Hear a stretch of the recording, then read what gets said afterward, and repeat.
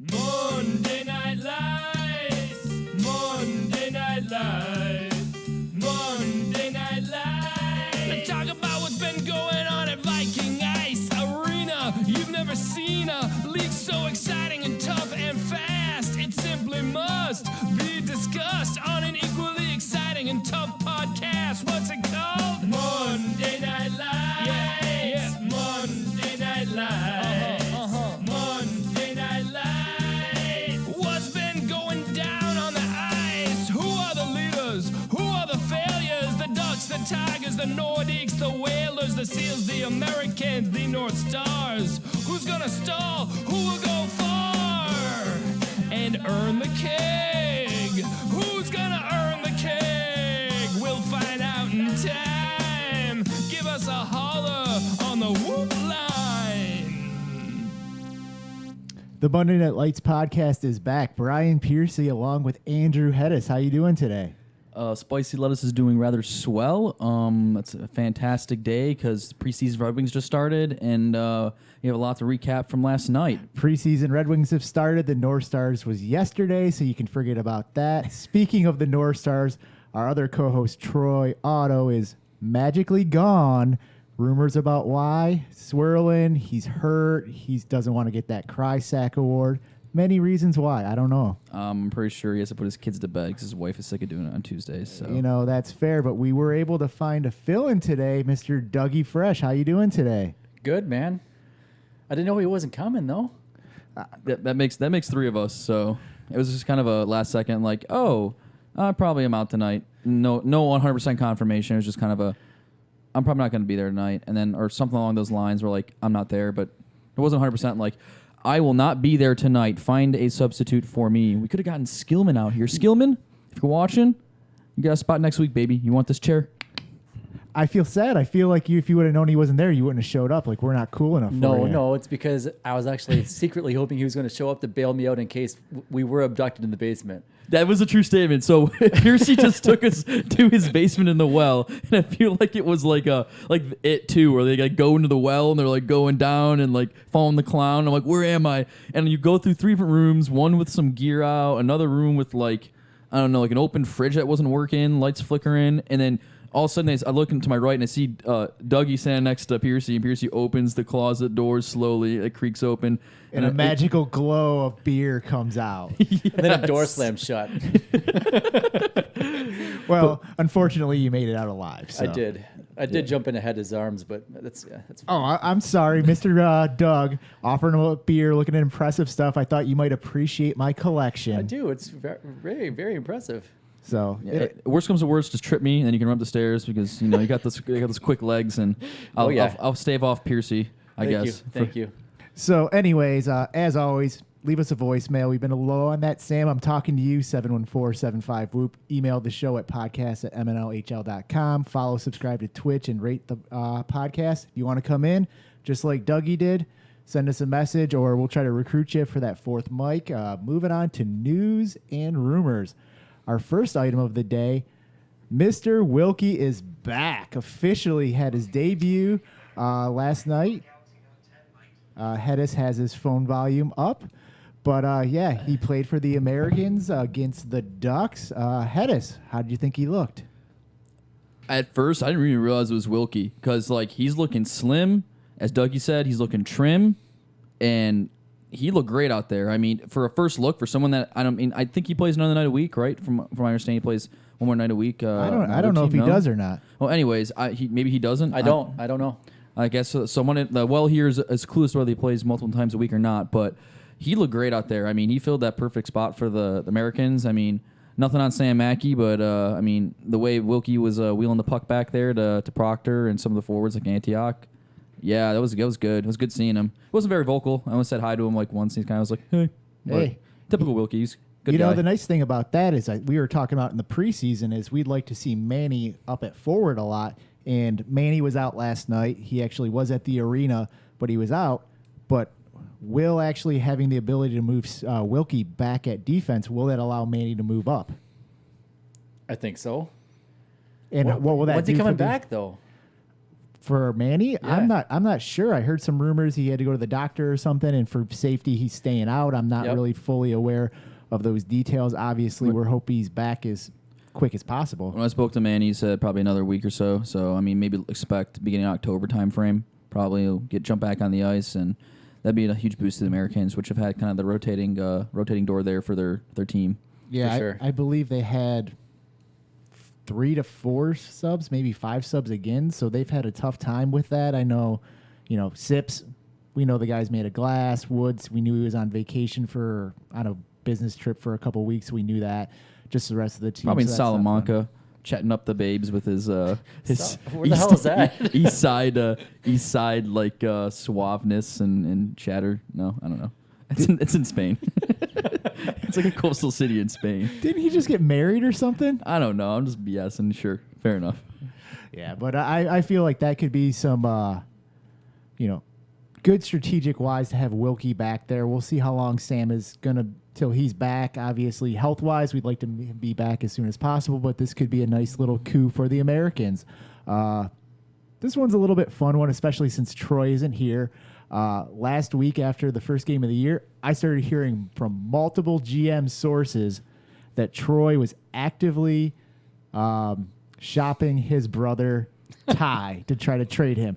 Now, there's a couple things I'm hearing. One, nobody wants him, at least on a straight-up trade. Now, maybe if you give up Hedis and Ty for a bundle, you could work something out. Second, apparently Ty has a no-trade clause because he's a GM, and as of right now, he's also not willing to be traded. Well, as the official fifth in-line GM of the North Stars, because obviously I'm behind Dave P. and Jeremy Drager, a.k.a. Panty Dropper here, in the line that Troy associates with. I'd probably say that rumor is true-ish. I mean, I know that Ty is always the butt end of Troy's hackling out in the ice. Who's always the first person is always Ty. Where were you? I mean, you guys know. You guys hear Troy out in the ice when Very Ty's clearly, out there. yes. So, Doug, if you were a GM, what would it take for you to get Troy on your team or Ty on your team? I'm sorry. It depends, because he's actually really been sneaky, and when I'm defending him, he can sneak behind me and snipe. Like, I've seen him go absolutely top cheddar with no room. So I actually value that. A shooter that hits the net, I honestly would trade for him. I don't know what I would give up. So if they needed a defenseman, because I think defensemen are at a premium right now. Right now, you're getting guys forced back like Alan Z, who aren't normally playing D, who probably prefer to play forward. So I don't know what you give up for him or what we'd get, but And that's a great point. As I would say the main GM of the North Stars, Troy, he tried to put Ty back at defense at the beginning of the year, and is that really Ty's fault for being in a position that he doesn't know how to play, or is that Troy's fault for trying to put him at that position? It's not Troy's fault. It's not Ty's fault per se either. I mean, before I left to go to the big Djibouti in the sky, like in Africa, he was Ty was a different player. I've seen him play defense in multiple I don't want to say mom and pop skates, but you have like a skate. Everyone drags like Saturday mornings, sometimes they'll have ice for, and then you buy it up, and everyone swings out there to skate. And I've seen Ty play defense out there, and he was very comparable. The Ty of 2 years ago, obviously, I think as we all know, isn't the same Ty we have this year, but it didn't mean that the experiment wasn't worth trying out. So the experiment was one game so far, right? It's the preseason, so like you said, it's always worth giving anything a shot. But Troy tried in both games. I think we've kind of moved past that possibility right now in the current shape, like the team build is and everything else. But if someone's going to trade for Ty, I mean, granted, again, I'm like fifth in line GM, sixth in line GM. Like, I'm not, I don't really have any hands in the pot here. But I feel if you're going to make a trade for like a lower end guy, Monday Night Lights, it's got to be, no matter what, it's got to be like a 2-person trade. Because most people aren't going to want to be like, oh, I'll trade my 4th round guy for your 5th round guy, unless they completely missed on their 4th round guy, right? I agree. Yeah, and the only other way that you would do that is if your pieces just don't fit and someone desperately needs a defender, like you're saying, like an Alan Z who's playing defense, and someone desperately needs a forward that can possibly score. That might be a way to do a 1-for-1, but if not, there's a lot of 2-for-2s, 3-for-3s that are going to have to happen in there, so I fully agree. I do want to say the one thing is you kind of made it sound like, did he have a choice in some ways? when drafting that team, you have Troy, you have Ty. You kind of got, sometimes you have to build your team around those players where you have those position locked in. Now, do you think it's a better thing to say best player available and try to make the pieces fit, or is it better to draft a team to try to make those pieces fit as you're going along? My position is to draft based on scarcity. So starting with, you have to have 2 good centers and you have to have 4 good defensemen, and then I would balance things out after that, because I think you can interchange your wings, and I think to an extent you can kind of sneak around and interchange a center and a wing, but you can't force somebody back on D if they don't really want to play D, and if they've never done it before, it makes it really hard. So like you said, if they were co-drafting the team together and if it was like from the get-go it was going to be Ty playing D, I don't know about that. Yeah, it's tough because I think Troy, he can play both. I think we had some other guys. We have a Manny, we have a Ryan Allen that can play both, so it gives you a little bit more flexibility going into your draft. But I think if you actually slot Ty into that position, it's going to be tough. But the North Stars, they do have a couple players. You have the Graham, you have a Cunningham, you have those guys that they do have the ability to go either way. Yeah, that's true. And I mean, it doesn't even necessarily just stick to our team. I mean, I know we're on the topic of if Ty would get traded, how it would happen. I mean, you could also throw in a 3-team trade, right? Maybe you trade a 2 lower end. I mean, you swap lower end guys and then you swap higher end guys between 3 different teams, and then the net positive ends up at 0. So maybe one team gets like a 3rd and the 8th, the next team gets like the I don't know, the 4th and the 7th, right? And then the last team gets like the 5th and the 6th sort of thing, and then you swap at 3 teams. I mean, that's also a possibility, but in the sense that I piggybacking off what Doug said, if you draft a team for best talent, that kind of puts you in that situation where he was saying where you may not have guys that are capable of playing a particular position, like, oh, I'm going to move Ty back on defense. Probably not advisable, right? Or, oh, I'm going to who is it? Is it the Tigers that have Ryan Allen? They have Ryan Allen, yeah. Yeah, Ryan. I mean, Ryan Allen can play both ways, right? But ideally, Ryan Allen is better as a forward, correct? So sometimes going into a draft knowing where your players are going to be ahead of time is good. But like you just said, too, if you can get players that are two-way players that can play both defense and forwards, you might have a little bit more flexibility even if they're not as good as someone that's dedicated specifically as a forward or dedicated specifically as a defenseman. Yeah, and I think the last thing on this is sometimes you just don't know. Sometimes you have a guy, you draft him in a certain position, you move him back. I mean, I was a forward, not to say I'm a great defenseman or anything, but I was a forward for all my time. And then the Whalers, we didn't have a defenseman. We needed someone back there. And I played it once on WBW, and I was just like, I'll go back here. Did it a couple times. It's like, oh, you're semi-decent. And then it was just like good enough as like the last defender. And it was just kind of like, well, it stuck. And I started to enjoy it. And it's kind of where I play now. So sometimes you just never know. I'm probably a more valuable defenseman than I am a forward because I'm kind of just that throw him at right wing with the other guy and kind of be that last guy when I'm at forward. So the Pick'em contest, we're in week 2. So far, we do have 2 perfect brackets of Dave P. and Dylan with 7 points each. But week 2, we did have 3 guys join the competition. Still not too late. When you have that last or your worst week thrown out, you would have a little bit of room to make up. But competition's going good. I think we're high 30s on there. So Troy supplying, or OFP is doing a prize there. So get in there. It's fun, easy. I send out an email every week. All you have to do is reply with the winners. Should be pretty easy. Take you 5 seconds to do. Do it. I don't know. Question for you guys is, after 3-4 weeks, would it be better to just stop doing the announcements and only doing the email for the cutting out the noise, or do you like both of those? I say both. I think you should probably do both. But to be honest, I think at a certain point, half the people in the competition will probably drop out anyways because they'll be so far behind they won't catch up. I mean, so from my standpoint, like, depending on what team you're on, like if you're on the Ducks, right? Like the Ducks are always, I mean, the honorable thing for me, there's nothing saying that you can't pick against your own team. Pete Rose style, I think you mentioned that in the chat.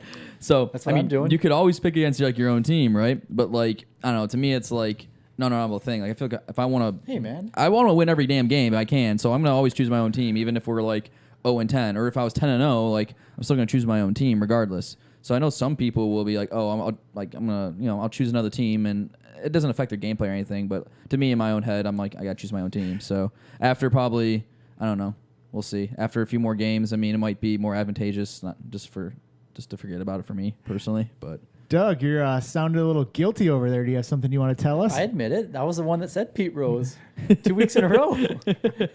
I mean, the way I see it is either way, I'm coming out a winner. So if my team loses, but I pick it right, I win. If I lose on the pick 'em, but my team wins, I really win. That's true. That's a hot take. I like that. So it's a win-win. Why not guarantee some action? That is more than fair. And just to I don't know if it's a defend, but you were not the only Nordique to pick against your team last night. I like that. So all the picks are. Was it Gio? Is that why he got defensive? Gio also picked against his own team. You know, sometimes you gotta, brain over heart. I guess I don't know. Always tough to call, but man, it was spicy trade alert. Gio and Dougie Fresh on the trade block are here first. No, because we have no trade clauses because we bought those team T-shirts. Those foreigners don't, they don't know loyalty. They leave their country for the U.S. I guess. You just gotta size up somebody else that has the same body size, and Panny will instantly swap those That's T-shirts true. out. But I already shrunk it. Yeah, I don't think Matt would fit in a T-shirt with the Deeks on, unfortunately. Maybe the general can fit in it. I'm not. Panny will just reimburse you. Here's your money. Get off the team. Get out of my face. You're good to go. Dougie Fresh for the general. Get you guys a sniper right away. Baby Gat T-shirt looking motherfucker. Yeah, the general shows up 2 weeks in a row. You trade him, and he never shows up again. That would be the luck of any team that traded for him. But going on to the first game of the week, we had the Mighty Ducks losing to the Americans 2-7. So Proctor and Antioch were all over the place in this game. I think Proctor have 3 or 4. Antioch had 2 or 3. They're now, I think, the top two point scorers in the league. Ducks didn't look that good last night. I think they were closer to what some people predicted last night. I know Sugar got one late, but I was watching some of this game. I think it was a 2-1. They went down, the Ducks. I went in the locker room. It felt like 2 or 3 minutes later, Sorokas came in and he's like, it's 5-1 now. I was just like, what the heck happened? Hedis, did you get to see much of this game? Oh yeah, I was the photographer there with my little tiny lens, like only zoomed in from like 3 feet out. So a lot of good bench shots, and that's about it. But going into the game, from my standpoint, I felt the Ducks were kind of unlucky, to be frank, in that first period. So they kind of set the tempo there. They did the old run at him, kind of get after him, hard forecheck, Mickey Redmond, old hockey, right?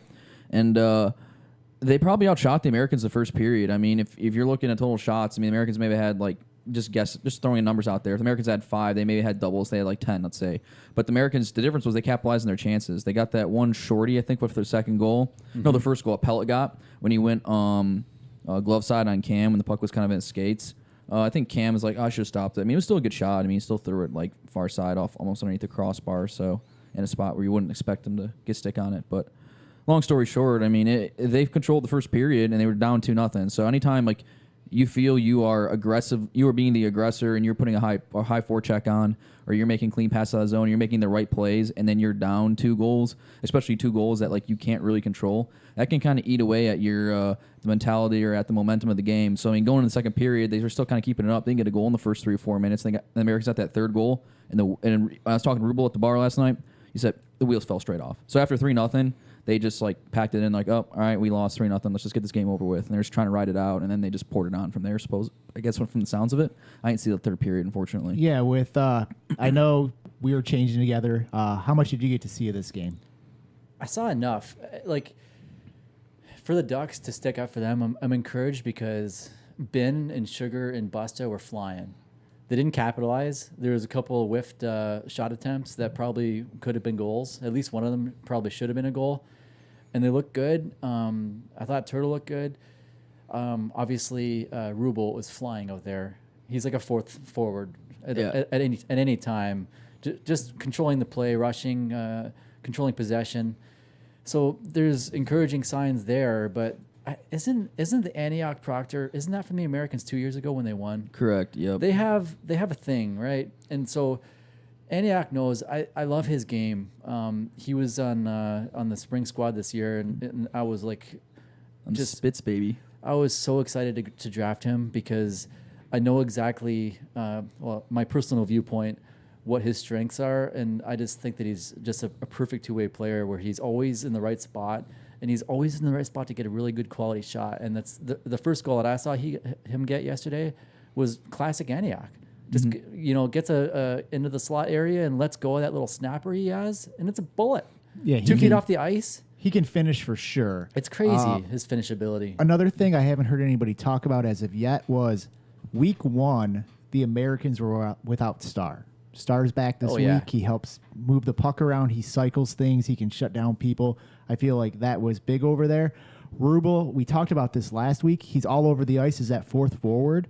But when that happens, you can get burnt a lot as well because that, especially that second line, they feel like they need help with Turtle. I do think Bauer's pretty decent to give him some help, but if he's pushing up, that's going to give that other team chance after chance if they can take advantage of it. Yeah, and that kind of rolls into how the lines get mismatched throughout the game, right? You can't always get your second pairing defenseman with your second pairing line, so sometimes you end up your first pairing defenseman with your second line or vice versa. And where it can happen is where Rubel and Brawny end up playing against a team's second line. That can be really a detriment to their first line. So then when the other team puts out their elite skaters, you have Lepoudre and you have and you have who's the fourth D on their team? It's Oliveri, right? I think they have Oliveri. I think they have Gibb as their other Gibb, ones. excuse me. I said Lepoudre. I was mixing. Anyways. Yeah, Gibb was out last night, right? So who subbed for him? I think, was it Troy? Troy subbed for someone last night. No, Troy subbed for the Americans. Was it Lepoudre subbing for him? No, I don't think Lepoudre played there. Lepoudre, Eric was there last night. Oh, it was Math. It was Math. Okay. Yeah, I remember Math had I went in as the press badge. He had the White Ducks jersey on. So they had Math, Brawny, Rubel, and Oliveri. And if you have like Oliveri and Math, and it's just like comparing going up against Proctor and Antioch, I think they're out on the ice for like a couple goals in the second period. Those tic-tac-toes in front of the net. That can be a mismatch because those guys they're good players, but by this, they're solid guys for later rounds. But by the same token, if you're asked to the entire game is to shut down Proctor and Antioch in their first line when they have their elite players on the ice, that's a big ask. But I saw Brawny absolutely just dominate that first period. Nothing went through him.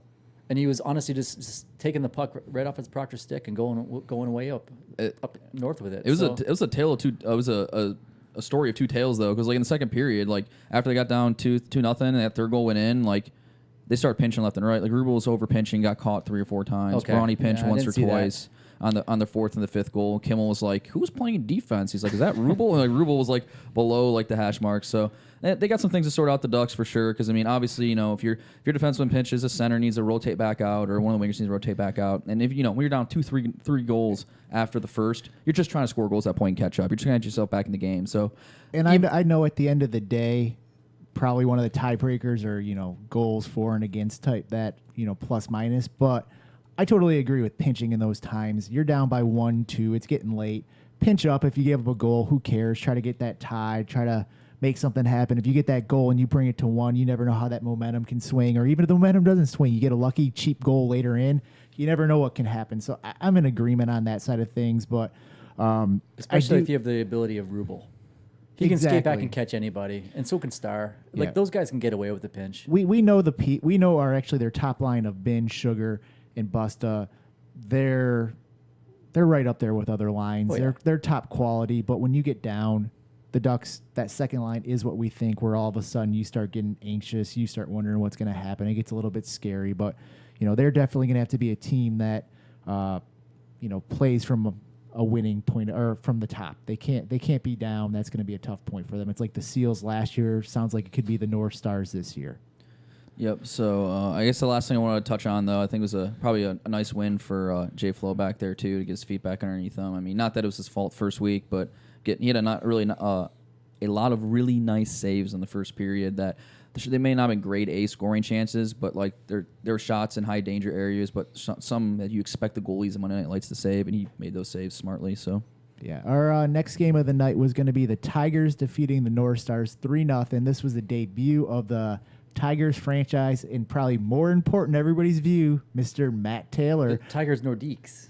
What did I say? North Stars. Okay, Nordiques. Thank you. Pretty much the Tigers, they scored, 2 minutes left or something on a shorthanded goal by Matt Taylor. They got two 2 empty netters after that, so it was closer than the score looks. But me and you were playing defense together, Dougie. Why don't you give me your recap and kind of your insight on this game? Matt Taylor was as expected. Playbook for the rest of the league. FYI, he's gonna bull rush off the face-off. He likes to try to go right through that guy and rush right away. And we saw it in the preseason. He did it over and over again in that game. It started to get really annoying. But if you know it's coming, the whole team can prep for it. Even when you know it's coming, he still has the size, speed, and ability, because his hands are pretty crazy to sneak around and get things off. So it was challenging and exciting to defend him, but I thought the game overall was really tight. It was one of the most fun games I think I can remember in recent times, because it was so tight with exchanging chances all game long. We had a couple where we probably could have got a goal, but we didn't, and that's just the way it goes. We had an inopportune turnover on the weak side boards, and he was there to pounce on it, and boom, he slithered in there and got cone, and that was honestly it. Otherwise, we were going to overtime. There's no question about it, and I don't think anybody was going to score. Yeah, it was a tough game. Being a sub, I always feel bad when you lose for that team, but I felt like it was a pretty close game. We had our chances, they had their chances, back and forth. Like you said, it's always right now with Matt Taylor, like how good is he? How good is he? He's doing his little burst? Like, was that a burst, or was he, someone like a Pete said he thought he was out of shape and he couldn't go 100% the whole time, where he'd save his little burst here or there. I don't know if I buy that or not. I think he's slow playing it like Proctor does. I kind of buy that as well. Where I'd like to see is, I want to see if the Tigers get down by 2 goals, what happens and how he turns it on. Just like in the preseason, when he was down, he bull rushed off the faceoff and went and scored in 5 seconds by himself. Yeah, and that's not fun. And it did stink because we had that power play to try to get us into, get us that lead. I think we were kind of pushing a little bit because we wanted to get that goal. We wanted to get that lead. We had a bad turnover that didn't result in anything, then another bad turnover right back to back. It was our first power play with like 4 minutes to go in the game. Right. We had our last turnover out of those back-to-back turnovers went right to Taylor. Taylor beat us and scored a goal. It's just, we held him in check most of the game. I feel like, he's probably the best player in the league as of right now, but he's not. He can be held in check probably. Not held in check, but similar to Proctor, where you can contain him a lot of time. I don't know if I would say I'm not agreeing yet. No disrespect that he's the best player, because I don't think that we're seeing everything that he's got to offer yet. Just like Proctor, how he can do those little variances in speed, he just fucks with you just a little bit. Where like every time you think you might have Proctor figured out, he just has another level. I think that we have seen only the 10th layer of Matt Taylor so far, and he's got a lot more to offer. I do want to say, though, you got to give props to Riley, though. He'd been out for a while. I don't know when was the last time he played. Somebody said it was like in April. It was literally in April last spring. That's the last time he played. The guy was really solid last night. I don't know that he made any show-stopping saves, but he had a freaking shutout, man. So that's actually what I was going to bring. My next point was, I wasn't in the game. You guys both played that game for the Nordiques. How did you feel your team makeup panned out this week, Vice last week? With Fem out both weeks, you guys had a sub in. Last week, Sugar. This week, you had a sub in, Serta.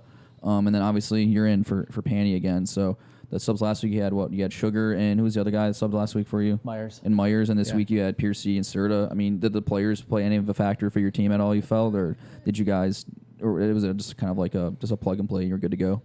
I think that last week Sugar was, because of, he definitely had a spark last week. I think that was an extra. I don't want to say sub up because I don't have enough intel on Fem. I remember from Fem is him literally getting that one goal. In the spring, he and Pete put up seven fucking goals. They just killed us in the spring. We couldn't stop them. Me and Bronny looked at each other like, I don't even know what we need to do. I don't even know what to try. Or those games, yeah. So like I know that he's awesome. I don't feel like I have a lot of good intel on him. But Sugar was freaking awesome in game one. But this week for Serta subbing in, I think that was a very, very complimentary sub, especially for who we had him slotted with Gio, in terms of what they're doing to complement each other's style. I don't think that was a sub up necessarily. It was just complimentary, and it was pretty smooth overall. Did you guys was that first line deployed more defensively? Were you guys just trying to like shut down Matt Taylor and the second line do work, or you just kind of said, go play your game and see how things work out? Was there a game plan in place? I mean, I know Panny likes to strategize, so no, trust me, it was we wanted to make sure Matt Taylor didn't have space. So, he said, Piercy, go do bicep curls for 30 minutes before the game and make sure you're ready to go and toss them into the boards if you need to. And I thought we played rather well together. We've played a couple times before. Our communication was good on when to know to switch, just some basic hockey stuff. So I don't necessarily think that was a detriment to the team on that side of things. So I actually have more experience playing with you than I do with Panny. Yeah, so we'll see how that moves in the season. Last thing I kind of want to cover in this game is kind of a sub-topic. Lots of penalties again for the Deeks. There's a lot of people saying there's a lot of weak calls. People are soft. It sounds like some players aren't happy how other players are playing. I know we saw the debut of Slocum last night. He had a penalty on Joey Brennan that was a little rough. He was kind of all over the ice, a little bit loose, crazy type play. What do we think of the refs so far this year? Well, I wanted to bring up that next was the idea of Slocum and like some of the guys on the Tigers that I still haven't seen play. The North Stars, the Seals still haven't seen play. You guys have seen Slocum play. You have seen was AJ Powers there last night? I didn't see him. I don't think AJ was there. Okay, I'm trying to think. No, was it Matt? I can't remember who's on the Tigers anymore because they've not had their full team together once, and that was their first game. They were only one off though, I think, last night. Yeah, they're only one off. So that's what I was curious is I wanted to like how you gauge the rest of their players if you felt Slocum was going to live up to the billing of being that high draft pick. If so from what I saw from Slocum was a 3rd round pick. It seemed fair. Yes, seemed like a good pick. I wouldn't say it's oh, God, they stole that pick there. I wouldn't say he's a bad pick. I mean, it's one game, so it's hard to tell, but it seemed like a good, solid spot for him there. Slocum needs to read that memo from Ryan Allen about doing the right thing because he freaking steamrolled Brennan, man. He absolutely steamrolled him. Yeah, that was tough. I don't think it was malicious. I'm not defending him there. I know Joey went down kind of like he might have been out for a second, kind of like that limp going down thing, so that was scary seeing that. He was I think vulnerable. You can ease up a little bit. Yeah, like I said, I don't think it was malicious, but it was definitely scary. We want to be careful on that side of things. That was definitely, a good penalty call by the ref there. But there was a couple by Pete, who was the other one on that was back to back. That I seemed didn't see a little. That one. They seem soft, and we've heard complaints about that as well. Have you seen many soft? Like how do you think the refing's been so far this year? I mean, I don't really. You can't really comment, or like I don't want to say comment. You can't really have a detriment towards the referees in this league because a lot of the guys are volunteering their time. Like Binner's volunteering his time, Rubel's volunteering his time, other people are volunteering their time. So I mean, sure, referees can make bad calls. I mean, everyone's human, but by the same token, I mean, just to continually bitch that person either during the game and after the game about it is annoying. Now, I mean, if you're talking to somebody on the Black Poop Party deck and you're like, yeah, I slashed this guy, but it really wasn't a slash. Call. Yeah, okay, that's one thing. I mean, you're not talking directly to the referee's face. You're not going around spreading rumors or whatever else. But if you're, it's another thing to be Rubel sucks as a ref because he called the game really tight and he hates the Tigers because he's a duck and that sort of petty drama bullshit is not. It cannot be tolerated in this league. That's not even adult. That's just immature behavior. So. Yeah, I think there's been some light calls I've seen so far by refs, but I think my main thing is if you're going to make light calls, make them on everybody. If you're going to let players play, thank you. Let them play for everybody. Have it be consistent. I haven't really seen anything that tells me it hasn't been inconsistent. So now it'll be nice if it's consistent week to week to week so we kind of know where the line is, but I'll give you two very clear examples that I was witness to last week, and those were not with our volunteer refs, but with our paid refs. One was, it was on Sugar, and Sugar was, getting into it with Troy for a little bit during the game. All Sugar did was go and, I don't think that he snowed you, did he? He didn't snow me. He was just antagonizing. I mean, there's not really a reason to skate up to the goalie and just posture over the other opposing It's goalies. to agitate. But he got a penalty for it. I don't understand how can that possibly be a penalty when he's just literally standing there? It's just unsportsmanlike. So he gets called for that, and I watch him, and he's talking to the whichever ref it was, and he's like, "What is it? What is the penalty for?" And the guy can't answer him. He's just staring at him blankly, and he goes, "A penalty for nothing? For standing there? Yeah." And of course, my favorite part about it was our other sub was Myers, and he came steamrolling. And I think was it Graham that grabbed him or something like that? Yeah, Seems like a the Graham second type of man thing. Well, I don't know. I don't know. No, I don't know Graham either. Yeah, but Graham like, yeah, Graham grabbed him. Yeah. so there was offsettings, but the beef I had with that was if it's going to be offsetting and you're taking Sugar, then also take Troy, because Troy gave him the business with like 4 or 5 consecutive cross jacks in the back, and Sugar's trying to shrug it off. Like, both of those guys should go. And Myers being late, Graham being late, send both of them. It's even. Yeah, Sugar started it, and I guess that's why he got tossed and nobody else did. But that's the one thing I had. And the second was in front of. So Ty he was having fun with it today on Slack. I was making comments about what's the other ref's name? Is it something about cubes? I have no idea The who the smaller, referees are. the smaller ref. Joey Cubes or something. Yeah, I he's don't know. nice. I had no qualms with him, but he was right there, dead center, watching this, and your cousin skidded across the entire ice to set a pick on Sugar, and it was actually a collision. And I'm like, how do you not call that? The puck's nowhere near it. The puck is 15 feet away. Darren would do no wrong. Honestly, when I saw that, I mean, that pick is legal because he wasn't moving at the time. If he was moving, it's like in basketball, that's a penalty. But like he like stopped. I mean, he it. wasn't moving. He skated to where Sugar was going to be stopped, and then Sugar ran into him.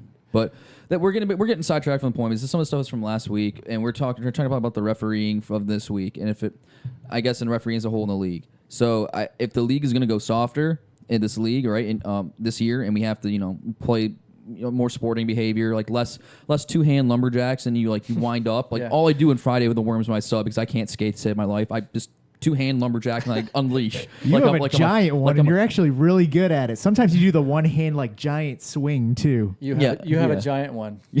Apparently, yeah. So, but I guess so. If this league's going to be more kind of skill focused and less a little bit bender, hack, and whack, then we're just kind of going to have to get used to it. Yeah. If it's going to be we're going to let things go and let it be more like a beer league, like you're playing out of Mount Clemens or something, and the referees are more liberal than with how people play or conduct themselves in the ice, then that's how it is. But I guess the key thing is just consistency. Yeah. I mean, fairness. Yeah, in fairness. I mean, I could think of 2 or 3 things that happened last night in our game. I even had a stick lodged up my pants on the Seals' second goal. The blade was in my jock, touching my my junk, and I was trying. It was Marvin's stick, and I was gonna pull it out. I bitched a bin after, but at the end of the day, it is what it is. It's not this we want the stick meant to be there. I wanted the play to be blown dead, but I'm not gonna sit here and complain about it 2 weeks from now. Oh, we could have beat the Seals if that happened. Yeah, me either. So, overall, I guess sure, anything can always be improved, whether it's reffing or whether it's play or something. But by the same token, again, we have to remember that these guys volunteer, especially Rubes and Benner and Ty. Everyone's volunteering their time. So, yeah, I personally have no problem with the reffing as of right now. Me either. People have, so we just got to bring it up for a subject on here to kind of see what other people are thinking. Let's move on. Let's say the main event of the evening, everybody's favorite time of the podcast, North Stars Tonight. Oh, Jesus. Don't even bring that up to me, because Troy's the one that leads the North Stars Tonight talk. I'm just like the assistant with the clipboard taking notes behind him. You're number 5 on that GM list. But it was the North Stars versus the Golden Seals. Golden Seals won 3-1. Me and Doug were playing in that other event. So we're going to turn it over to Hedis to kind of give us a recap and his first thoughts on this. So the Seals as a team, I kind of played how I expected they played, like a normal Seals normally do. They had some good quality chances, scoring chances. They had probably I don't know 3, 4, 5 breakaways. I mean, they had numerous breakaways, but overall as a team, I felt like our adjustments we made from week 1 to 2 for the North Stars allowed for us to play better and a matchup against the Seals much better. So. I'm not saying that the first week was a fluke for the Seals. I still think they're a good team because they generate just that many scoring chances and that many shots from high danger areas, whether it's cross crease passes between McCracken and Peso/Rattler, or whether it's Pfister trying to split 2 guys and then he does the drop pass to Shawnee to skate up and then Pellets slamming back door for the slam dunk or whatever. Long story short, I mean, they generate enough chances, so I feel like they're more scoring-wise will be more dangerous than in prior years with the Seals. But by the same token, they're not this they're not this like fallacy of a team like from like Mount Olympus, like Dylan and Whoop would like to art make you believe. Not first year SEALs with the star line. No. What's the D like though? That's my So question. here's the thing is I was very our team the way we like the North Stars we had to make up. We kind of put Judge back on D last night, for example. So like our firepower up front just wasn't as much as it possibly could be because we got to shore up some things and kind of work out and find our best makeup. But another team that has like their lineup set in stone, like ready to go, like maybe like the Whalers or the Nordiques. You guys kind of have like here's our 5 forwards and here's our 4D, and we're only have one person we can maybe flip flop around if we have to sub somebody even. Same thing with you. We have 5 forwards, 4D. If we're going to sub somebody, we can move like one person around, and your team skeleton's largely intact. I think you guys will match up rather well with the Seals because it's all about if that first line kind of produces or not. And then the second line doesn't have a ton of speed between McCracken and, well, I guess they had Peso last night, but between McCracken, Peso/Rattler, Neville, and then the 2 defensemen, McShannock and Whoop, the fastest guy in that ice is whoever's in the Peso/Rattler slot, and then Neville after that. So Neville's if you're second, not slow, though, Neville is he? No, he's No. not slow, but he, No. like as your second fastest person, like he's like I'd say he's similar speed as like McShannock. So like they don't have a lot of speed in that second line. So if you're second speed, like if you have Pete in the second line and you're just dumping pucks deep and you guys are crashing that, or you have Sugar matches up on that second line just to create a bunch of havoc, you can kind of blow through their defense. I mean, nothing on Whoop. Obviously, we know everyone's favorite uncle, but he's just gonna stand in front of the net sometimes, or he can get chip by him and beat. So there's a lot of times where we had breakaways or we had chance to take advantage of it, and we try to shoot the stretch pass out when they dumping lots of pressure in on us, and we just either missed the stretch pass and went deep, or someone wasn't cutting time, and then they were able to eventually bring all 5 of their players back in zone and play D. So, again, I mean, I was impressed with the Seals from the North Star standpoint. We played better defense, or I guess overall team defense. I mean, we still gave up some scoring chances and things. I mean, I played better. I decided not to, like, whoop me out of my malaise. So I was like, all right, I'm going to stop all the shots. And honestly, there were 2 goals last night that they did get. Peso got one of them on a power play. Not to go back to the reffing talking, but they got one on a power play, and he took a shot, and it wasn't even on net, and hit off a Dave P. shin pad went in. And then They're just magic together. yeah, they are. They even when they're not, even when they're on opposite teams, because Dave P. was on our team, something for us. Maybe it was on purpose. Dave you never know. P's a deadly player. He can score from anywhere on the ice. Oh, and that's the ironic part. So Dave P. got 2 goals last night, one for them and one for us, because our second goal was Even Steven. gifted by Dylan. He did his best impression of Patrick Waugh in circa 1995, where he's like skating out of the net with the puck up at the red line, like deking around people. He was doing that like all first, second period, and like in second period comes around, he starts to do it again. And he toe drags Dave P. And like Judge read it right, so then like when he like after he toe drags and tries to like pass it, he kind of like fumbles it, and like Judge somehow like snags it, and then goes and like shoots it on net, and Dave P like tips it a little bit, and it goes like right perfectly into the net when he's out of the net. It was like such a howler. It was horrible. Oh, that Yeah. man was just born to score. Pretty much. So Dave P just ripping and roaring so far. And then their last goal they got was like I said, I think they had like I had Marvin's stick like jammed up in my pants, and I'm like trying to make the save, and there's a bunch of like a curmudgeon in front of the net, like Shawnee and Marvin fell into me, and then they got up, and the play was kind of broken, and people were kind of standing around, the puck was moving around, and then eventually they got a bingo bango back door, but. So did Peso celebrate his goal? Of course he did. Is did- Peso, but Peso I'm- never going to not That's my celebrate a goal? leading question. I'm leading the witness. What did Okay. Troy say after when Peso celebrated? Oh, probably. Oh, it was probably nothing. It was towards the end of the period, I think. And it was like maybe a minute left or something in the first. And we all got back, and Troy's like, he's like, we guys gotta not chase the puck. And he's like looking at like Dave P. And like Dave P. was probably the only person on the ice that wasn't chasing the puck. So it was funny, but it was a solid game. I think our team looked a lot better. I liked the lineup we had, and I mean, I don't know how many games we're gonna win, lose in between, but if we bring that same effort and compete level every night, whether it's the Seals or the Whalers or the Deeks, when we play you guys again, we'll have a chance. It's just going to come down to scoring because, I mean, again, 1 goal, like even if Dylan didn't give us that kind of freebie, like that game ends up like 0-0, 1-0, like very low scoring game. So a little bit different from the week 1 look where all our teams were scoring, Yeah. How's Suits doing? And is he gelling? Suits did well. He had a chance to tie the game with like a minute 30 left, and Dylan made a nice save. He kind of like he shot in Dylan's glove. It was a good save. He put his glove in the right spot, but then he like windmill sold it. So Oh yeah, show it to him. yeah, it's just like like Statue of Liberty. So of course, but we'll see. I think there's some good matchups next week. It'll be interesting to gauge kind of now more after teams have gotten at least like 2 weeks, 2 weeks worth of games in. Now have 3 weeks worth of games in to kind of see if a trend's really a permanent trend or if it's just like a dip in a valley. It's more than cumulative data than just one, right? Our p values are going to expand. Yeah. Wow. Next subject on the list is going to be Troy's OFP power rankings. We're going to kind of go through them real quick and say we agree with the spot, disagree with the spot, kind of why. His number one power ranking on the night would be the Seals. I'll start out with that. I'm going to give it to the Seals as of right now.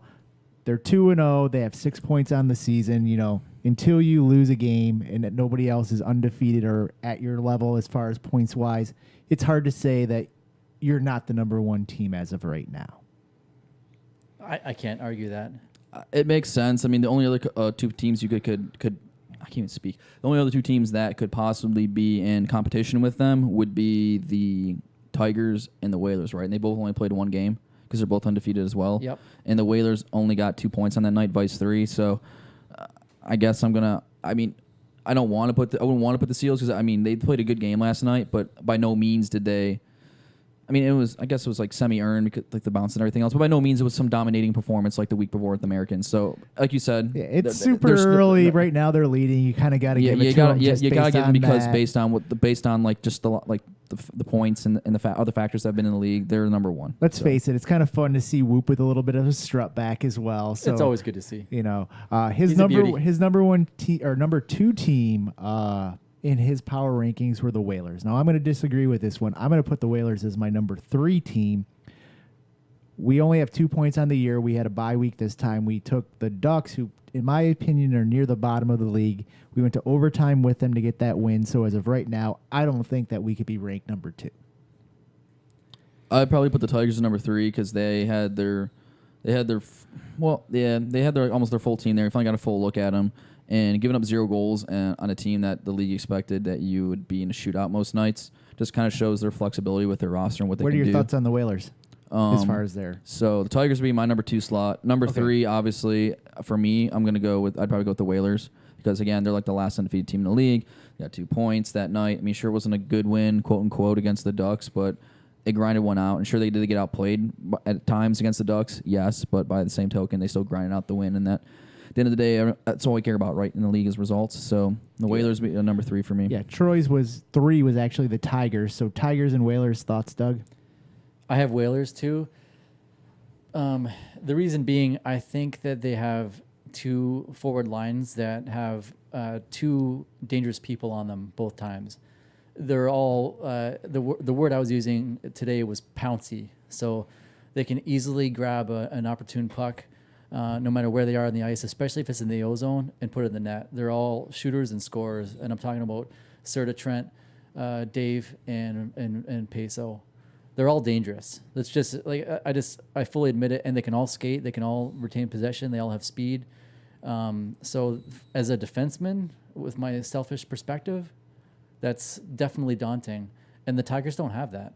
The Tigers have a heavy line one. Slocum was appropriately drafted, like you said, as a round 3, I think. He was not a steal, as some people were saying that he could have been.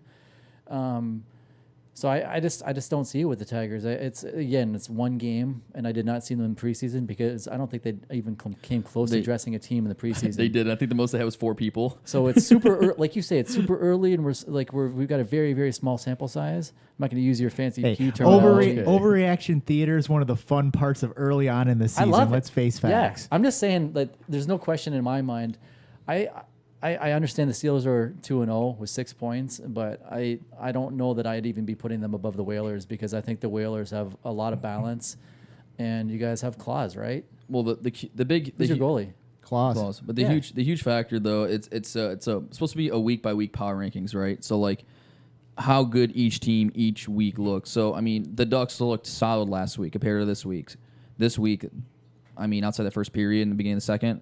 And it just fell apart. It was a dumpster fire last period and a half. I mean, Claus is getting shelled. So, I mean, if you follow your rankings and you're just going on a week basis, I mean, a 4th place for me. I don't know who 4th is for you. I mean, if you would put the Whalers and then Seals and then Tigers or something like that. Yeah, I'm going 3 for the Tigers. I agree with Troy there. Or actually, no, I'm going 2 for the Tigers. That's Whalers. Yeah, 3. you and me. Yeah, we have the same. I have Tigers. Just Matt Taylor, they won their game. It was well, it's 3-0, but it was kind of a It was 1-0. It was a type, 1-0 game of to grind thing. out, but they got the points at the end of But the just day. Yeah. that whole mystery of what truly is Matt Taylor is intriguing enough to throw him at or their team at number 2 for me. Well, So and Slocum and the whole X factor with Riley. I mean, coming back from 6 months and not playing, and he just waves his glove in his face and no, and gets a shutout. I mean, I don't think anyone in this league was expecting that Riley was to bring his. And a lot of people. No one's talked about Chris Taylor. That guy has a motor on him. He can move. He's fast. He can move the puck. You know, a lot of times he shoots over the net, but he can create opportunities and is a good defensive Shoots guy. over the net. So do you, man.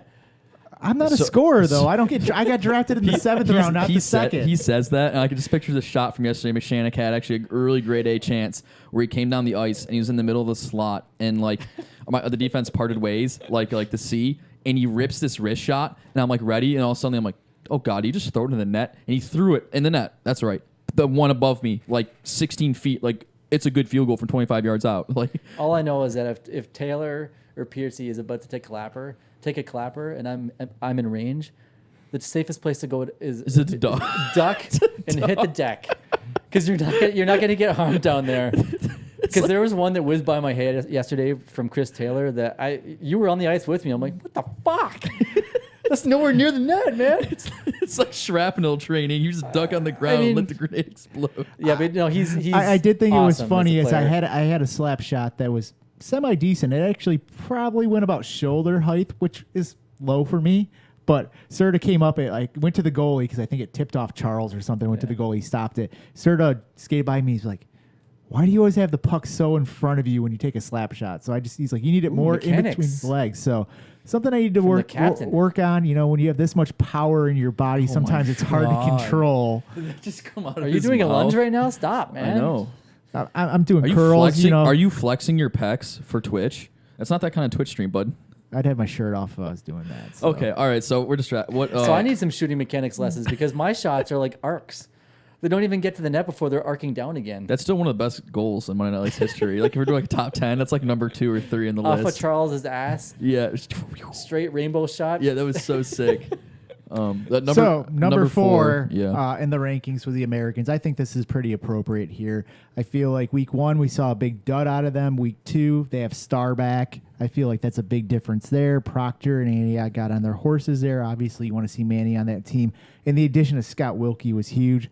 I feel like they're kind of that team that you don't know, but putting in the middle of the range is very appropriate for them. Yeah, I feel putting him at 4 and it's probably like the best ranking of their skill, especially because they're still missing a couple guys. But by the same token, they still had most of their team there. They had enough of their lineup they could actually organize a pregame strategy going into the game. Vice last week, from what I was told from Troy, Gio, Judge, from a couple of different people, they're like, yeah, from what I've heard from other people on this team is they didn't even have like it's just discombobulated. People like calling in 5 minutes before the game, I can't make it, sort of thing. So have an actual time to strategize and go into a week, and then with a chip on your shoulder too, after you took like a big lumping, it makes sense. It makes sense to put them where they are. It's harder to win, but we'll see if they can keep that pace up.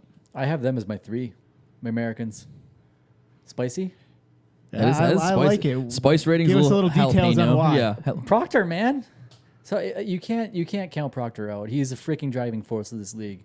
I'm saying, whatever speed anybody else in the league is going to ascend to, he always has N+1, and I've never seen it fail. I don't mind that answer, but I think you need to give Star a little bit more credit. Week 1, he's gone. Week 2, he's there, and all of a sudden they shine. Yep. And Antioch, telling you they have a thing. So they're my number 3, and I think they're going to be going even higher as the year progresses in my mind. And I'm not putting the Tigers there at all. I have the Americans as my 3. Yeah, next up on that power ranking would be the Nordiques. I think this is fair. Lost a tough game against the Tigers. They looked good week 1. Kind of just bunched up in those top. I think right now we have a top 5 and a bottom 2, personally. Thoughts? I think we have more of a top 3 and like a mid 2 and a bottom 2 sort of thing, but we'll see as the year progresses. The Deeks in the 5th slot, the 5th slot, correct? At 1-1, is fair, especially because the first week, I mean, I won't say there's asterisks. No, there's no asterisks because you have to sub people in and you have to get someone to play. But the dynamic system that Sugar brings, Vice Fem, and just, not at the week one jitters and like us as a North Star team just showing up and laying an egg and like not knowing where to put people, whatever else. It was a good win for the Deeks, but by the same token, it'll be interesting to see how their team plays and progresses as they get like a full roster in. Because I mean, I don't think there's actually a team in this league that has had a full roster for a game yet. I think every single team has had to sub at least 1 to 2 people. So there's still a couple question marks going around. I mean, you could say, oh, this player Peso is different than Rattler, and what they bring to their team. So the Deeks in 4 makes sense. I mean, you can't put them below the Ducks. They actually have a win. So I don't know who gets in your 4th slot because yours is different from me and Piercy's right at the moment. I have Deeks at 4. I have them above the Tigers, even though we just lost to the Tigers.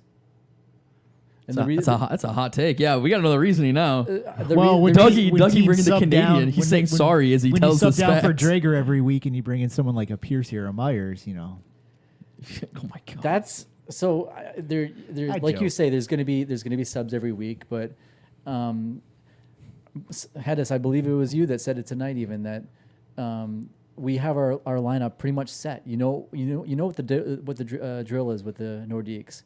We have our 4 defenders no matter what, and we've got 4. We've definitely got 2 centers, and we've got our left wings locked already. Like it's a matter of who's going to be playing right wing and how good are they going to be. And so far, I don't know if the stats are right, and I'm also not trying to bring up the penalty thing again because I'm really good with the refs, and I have been for years. But somebody said that we've had 16 penalty minutes this year already, and if that's true, that's a lot of penalties. And if it's felt like a parade, but I always feel like my perception during a game is probably a little bit convoluted. So when we get out of that little cycle and we get a couple of pucks to go in the net, I think it's going to be a lot of gelling going on. And I don't see that. I see. I don't see that with the Tigers, I should say. I see it's going to be basically it's going to go as Matt Taylor goes. Yeah, I have the Deeks.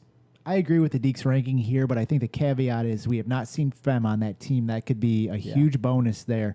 Another things I want to mention about the Deeks is I feel like Cone in these first 2 weeks has played his ass off. Yeah, that also includes unreal. where he subbed in for the Ducks. There, he's played great so far. He's maybe stepping up his game another notch, which he's done year after year after year. So I'd like to see how that progresses for him because he's definitely going to be able to steal you guys a few games. The man excels at everything he does. In the spring, he was a freaking force. He was like he couldn't be stopped. He couldn't. He was like a 7th round draft pick playing. He's a 3rd or 4th rounder. No, when I got drafted to the Deeks, knowing that he was going to be my goalie, it was pretty awesome. I knew it was going to be a good year and also fun because he keeps it light and he's going to call me Chief a lot and tell me jokes. We joke around on the ice. It's fun and it keeps it light. And he has been awesome, just rock solid. And there's been some. And again, this is not a discredit to Riley. Where I said earlier, what I said earlier was he didn't have any show-stopping saves, at least that I saw. But Cohen definitely had a couple of show-stopping saves yesterday, where he was really robbing a goal or two. So it could have been even worse. Even though I still rank the Nordiques ahead of the Tigers, and I'm pointing as I say that. So our last 2 teams on his list were 6th, the North Stars, Duck, the 7th. It seems like we're all at that range. Let's just do them both at the same time, Hedis. I have to agree with Troy only because if we're going on a week-by-week basis, this week the North Stars did play better than the Ducks. I mean, we only lost by a goal to the Seals. Arguably, we should have earned a point. I mean, if we just would have grinded out 3.5 minutes more hockey. So a quality loss, I guess, secures that 6th spot. But obviously, if you do like a full month trend, depending on how the next couple weeks go and things, rankings can move and shift. I think because Ducks took such a heavy loss in the prime time slot, that they're gonna be my 7th team.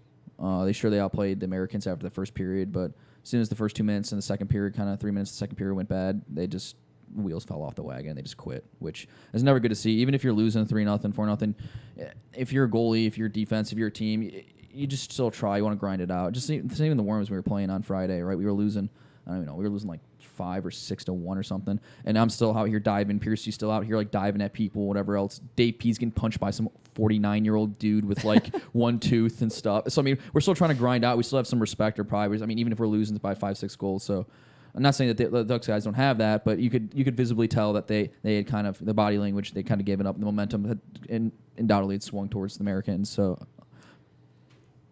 I'd have to take a pass because I've only seen the Ducks play one period, and it was the first period last night. So I thought that they looked good, and at the same time, when we played the Stars last week, you guys were quite feisty. And I see that your team has a long way to. And I'm pointing, if anybody's listening, ahead us about the Stars. A lot of new guys that have to gel together. Suits is brand new, and Judge is too, right? So I don't know. It's tough to say, and I agree that to me it kind of feels like there's. It's top 3 teams, and then there's 4 that are kind of always in the mix. But parity is the word. I think there's going to be a lot of tight games this year. Yeah, I'm going the North Star 6. I'm going the Ducks 7. Mainly based on the rosters because of what I like better. I don't think based off the draft, nothing has really changed, at least at the bottom for me on there. But I totally agree. There's no cakewalk games this year as of right now. Every game's going to be a tough game. Anybody could beat anybody. Some teams probably be higher in the standings based on what we think? Yes, but if the Ducks beat the Whalers, if the Ducks beat the Tigers, Seals, whatever, I'm not going to be surprised at any of that. And I think that's a great thing. It's awesome. Nobody wants to be on a shitty team. Everybody wants to be competitive. Everybody wants to have a chance to win. You might not win every week, but there's times where, the K-Falcons in the spring, we're playing against a bunch of college kids that are playing, should be B-League or C-League hockey players. Like, that's not fun. We get into a league where we might lose a game, but it's a close game. It's competitive. That's fun. The main thing is, first thing is you want to have fun in the league. Obviously, winning is part of that, and everybody wants to win. But if we can have a nice, close, competitive league, that's a great thing.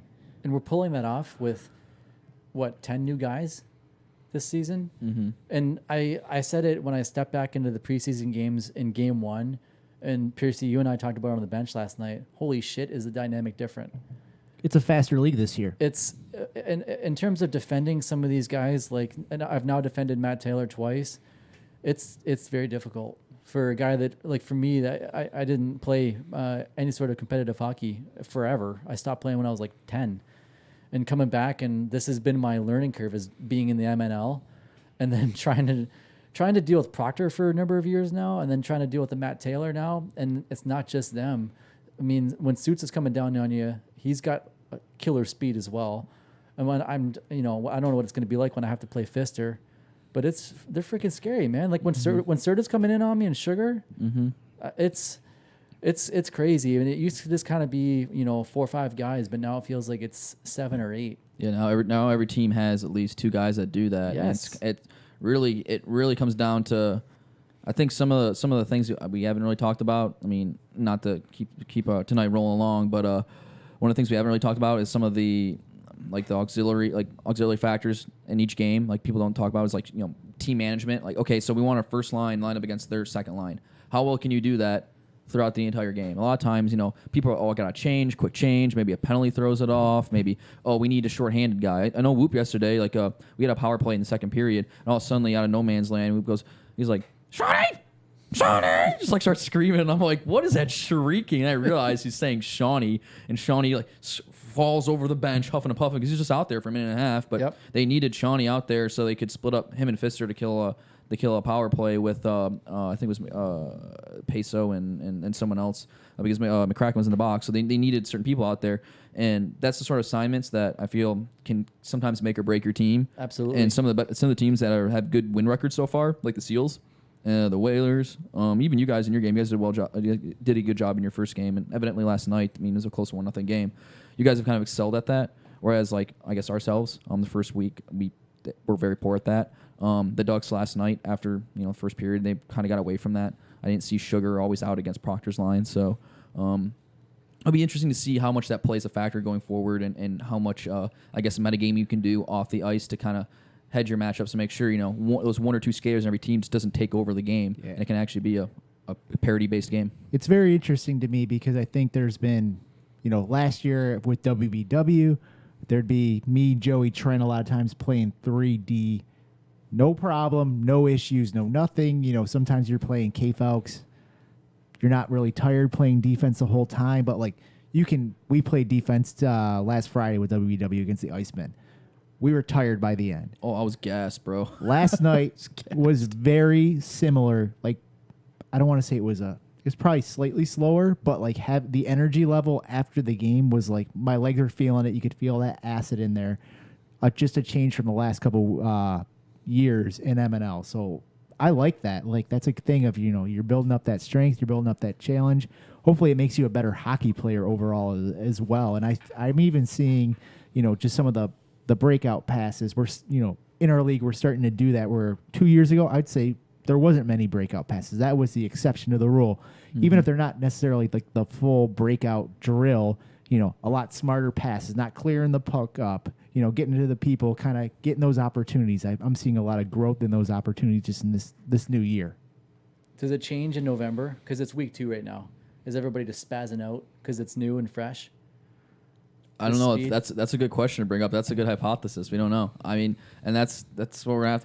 I mean, we'll have things would come back. You know, half season marker. What's your thoughts? Core season marker, and we can probably hit on those those larger concepts. I mean, right now, that's a really good point. I think in November it does change. I think people get used to the pace, and just like anything in life, once you get used to something for a little while, it becomes kind of the norm, and people go, oh, you know what, like. The league, that's kind of how it is. Like you have a couple fast guys in every team, and then some of the lower end guys have to exert their extra effort out there, get the puck out, wellness, man, and do a little health and wellness. And I'm also curious too because there's people say like me, you know, possibly a Cone, well Drager before he got hurt, you know, Peso, Dave P, that are playing all year round. We're kind of already in that group. There's a lot of people that haven't played since last year. They've had the time off.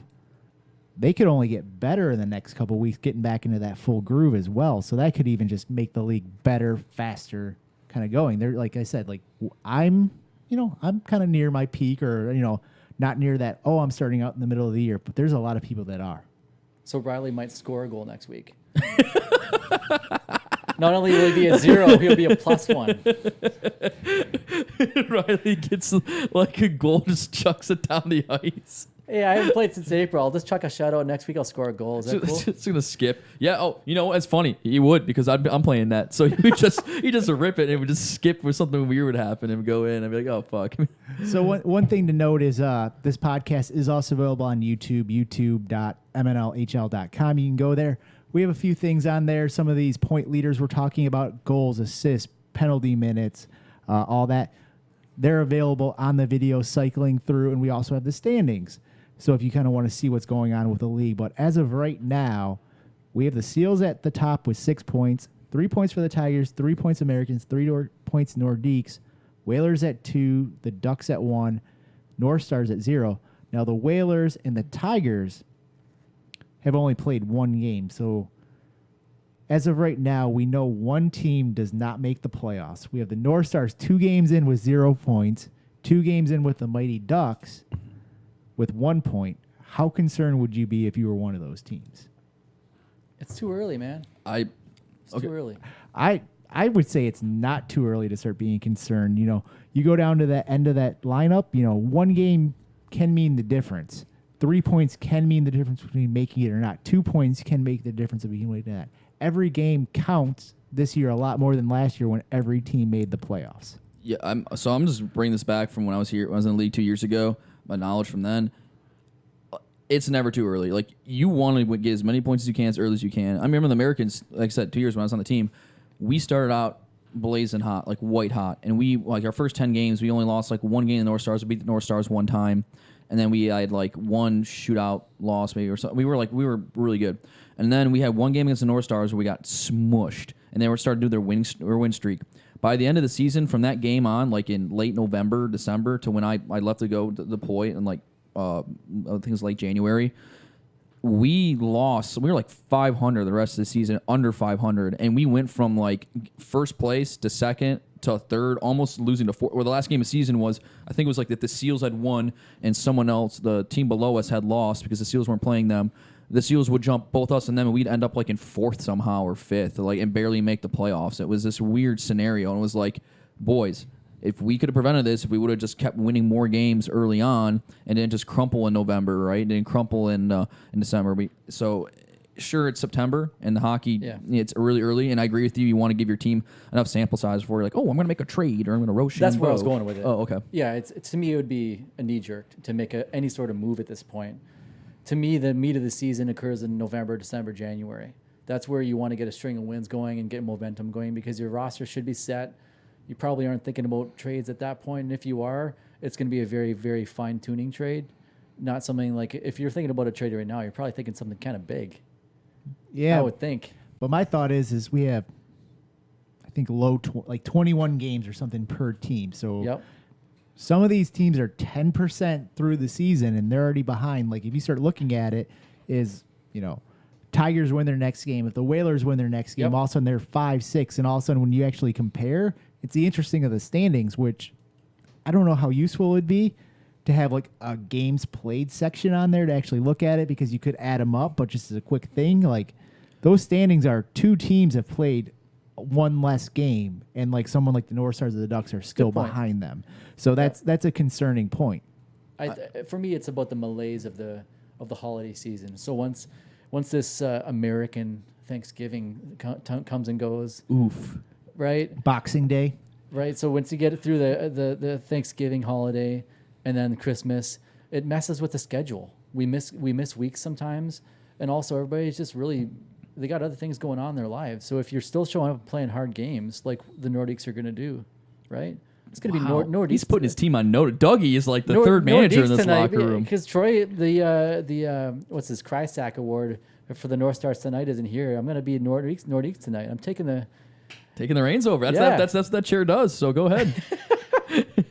No, but I think that's where things really click and where they go down. So, say for the Nordiques, if we're exiting Thanksgiving and going into Christmas and we've lost 3 of the 4 games, not good. Because for me, that's the meat of the season. That's where things should be clicking. You should be, health and wellness should be kicking in because Gio's cycling 50 miles a day and doing 60 sit-ups. It should pay off. Right? No pressure, Gio. No pressure. Yeah, I had my shoulder workout today, so it's all good.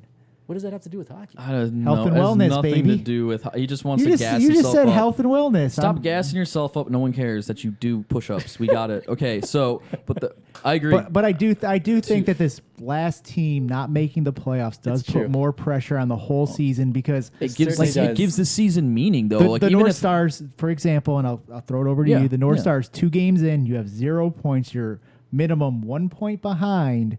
If we don't get any points next week, like you can expect something to be like razzling and dazzling because like 3 games and then we have I believe 2 weeks we have a bye. So like we could possibly like if you're 0-3 or you're 0-4, or if you're like 0-3-1 or something, like if you're that far behind like that playoff threshold, like the 2 teams above you, your team you have to either change something up. You gotta make a trade. You gotta do something because, like you said, I mean, 2 games sure doesn't seem like a lot, and like the whole standings of anything. But if you play 5 games, that's a quarter of your season gone. Yep. And then, like you said, the meat of the season is December, November. Yes, but by the same token, being November, December, that's also when you said holidays, other things happen. People won't play regularly. So some teams that miss games, but some teams are also more conditioned than other teams. Like Peso Dave P team with the Whalers, like.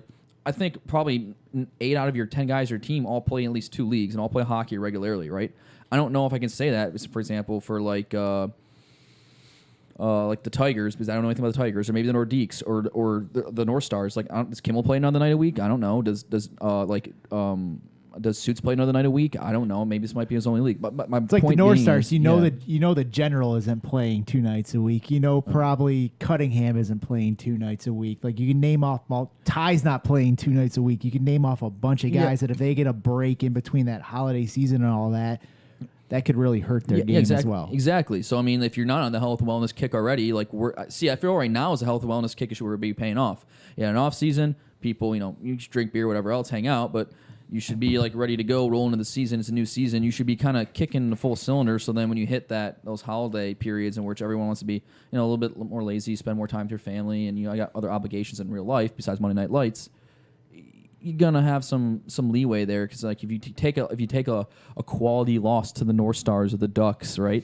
that's not as bad because you're only 20 points up on the Tigers or something, or I'm only 10 points up on the Seals because I'm a Whaler or whatever else, right? So you want to get as many points as you can as early as you can in the season because the seasons are make and break generally by the 2/3 mark. It's just like the NHL, right? You know if you're going to be a playoff team or not when you go on the Christmas break.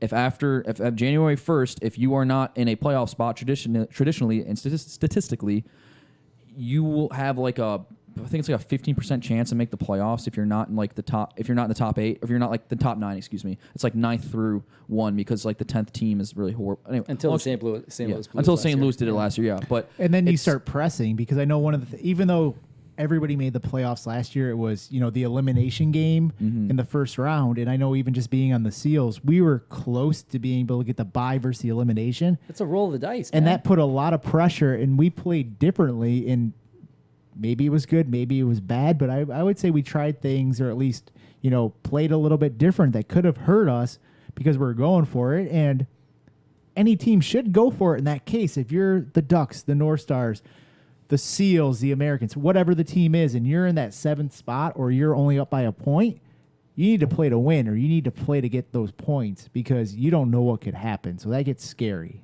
I have a bad feeling that I'm going to be very wrong with what I'm saying about these games are not as important.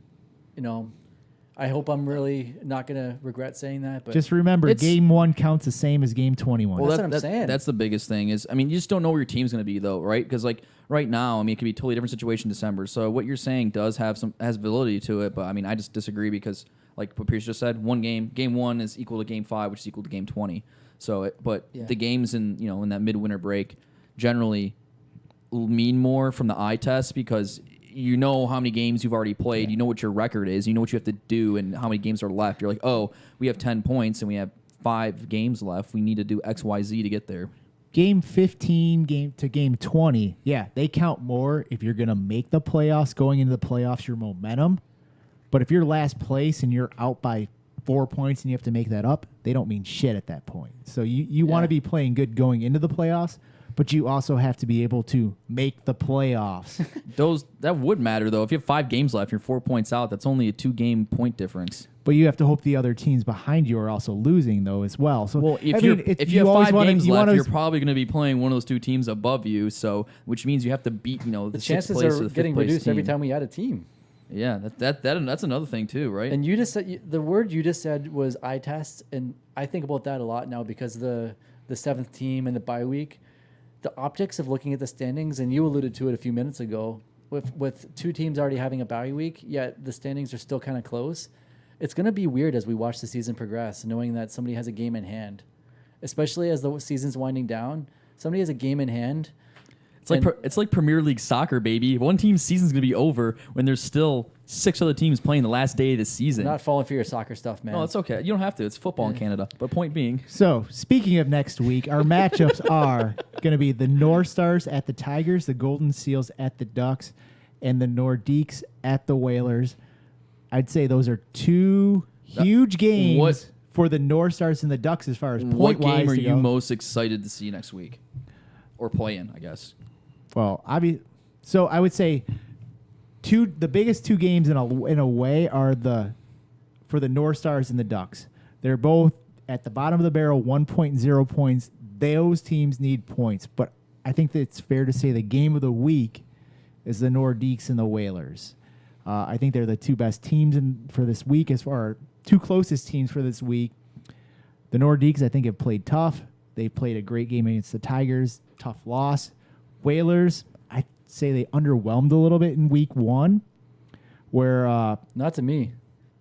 I watched a little bit. I think you would have expected in week 1 the Whalers to win in regulation, not go into overtime. For all the gas that Dave Vapey D, aka Little Boner, according to Troy, and Peso gas themselves up.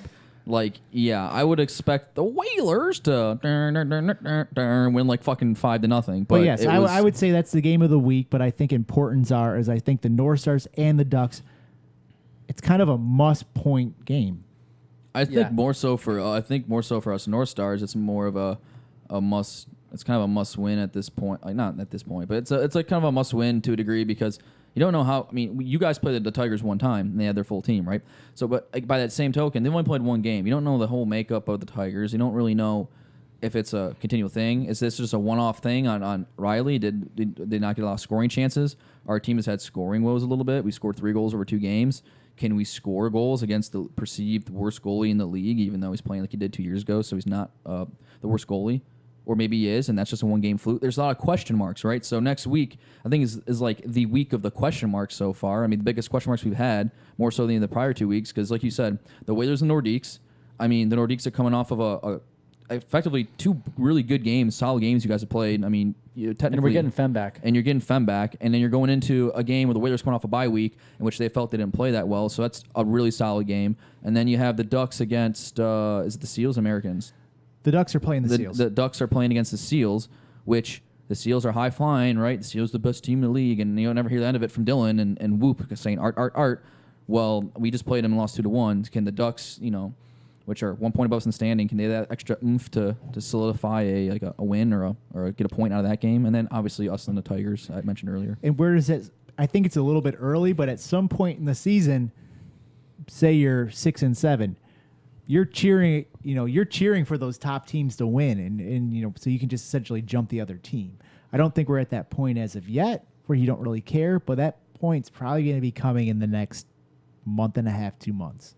And like you said, if the North Stars don't get a point this week, it's going to be very interesting. I don't know what happens. I mean, we'll see. I mean, we may never see Troy again in this. In this room. We don't. I was trying to find our bye week on here, to be honest with you. I don't think we have a bye week for another 2. Sorry, let me bring the schedule up. I want to say I think I know the Nordiques have a bye week during the Lions Monday night game. For some reason I feel like that was Week a 7. fixed fixed thing. But outside of that, so week 7, so that means you guys are the last bye week. I can't imagine you guys go pointless in there. If you are, things have got to roll, but I'm going to predict you guys get points before that. I'll be honest with you. If we're pointless and we go into the bye week, like, the season's done. That's 6 losses. That's 18 points. Yep. Like, that's a third of your season, and you've got no points. That means you have to, depending on if the Ducks or the Tigers, whoever's like above us, would have that many losses as well. If they're within a game or 2 at hand, but like you're not catching anybody else that has like 3-4 games in hand. That's just not. All the other teams are going to beat each other with parity, right? The only thing that really matters in that race is how far you're behind the person in front of you if you're the 7th team. Yeah. So if the Ducks are, if the Ducks are in last place and we jump them, and then the same thing, like they have like 3 or 4 games in hand and they're trying to catch the team above them, like. That's gonna be tough. But if it's like only a game or 2, I mean, that's not as tough. You're not gonna write something off. But we'll see like how your bye week plays into how you do and how each team plays in by getting subs in. So I mean, there's a lot of big questions going here in a week 3 and week 4. So you got the Tigers. Correct. We have the Tigers next week in the primetime game. That'll be good viewing. I want to see how you guys match up. Yeah, always try to get there early to see as much of the next game. I think the Nordiques Whalers are on the NHL ice, which will be interesting to see how our team does there. We'll have the fans at home know that we did beat Matt Taylor in the playoffs on Wednesday league. So, and we won 3-2. He did not get a goal. So I'm going to hopefully replicate that performance on Monday. Don't stir that hornet's nest, man. Well, I'll stir it up. Proctor. Oh, I love it. I love stirring the hornets because if I stir a hornet, someone else is going to stir it back to me, and then I bulletin board it. I pin it. Kimmel was talking shit like the week ago. He's like something about like the like North Stars or I fucked North Stars. I'm like, oh yeah, Kimmel. Pinned. I have an alarm now every single Monday, 9 a.m. It sets it, and Kimmel says, talk shit. I'm like, oh, okay, here we go, baby. To go right in the gym, get in that squat rack. So you heard it here first, Health Kimmel. and wellness. Health and wellness. I'm ready for it. But, Doug, I'd like to thank you for joining us. Yeah. Thanks for having me. It's fantastic. But, as always, give us a call on the Whoop line, 714-75-WHOOP. Email the show at podcast@mnlhl.com. But for the crew, we are over. Thanks for the Bruce.